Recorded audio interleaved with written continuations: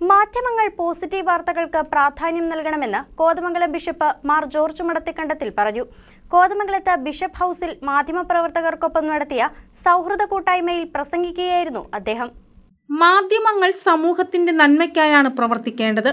ജനങ്ങളിൽ പ്രത്യാശയുണ്ടാക്കാൻ കഴിയണം.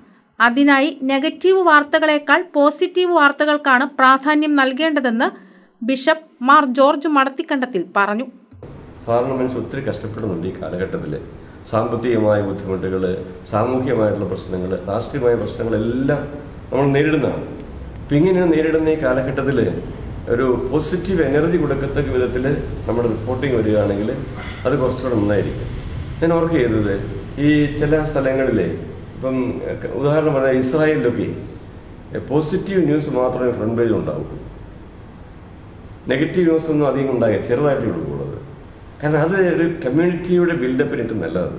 അപ്പം അങ്ങനെ ഈ ഏത് വാർത്തയാണെങ്കിലും പോസിറ്റീവായിട്ട് നമുക്ക് അത് പ്രസന്റ് ചെയ്യാൻ സാധിക്കുകയാണെങ്കിൽ അത് നല്ല കാര്യമെന്ന് ഞാൻ കരുതുകയാണ്.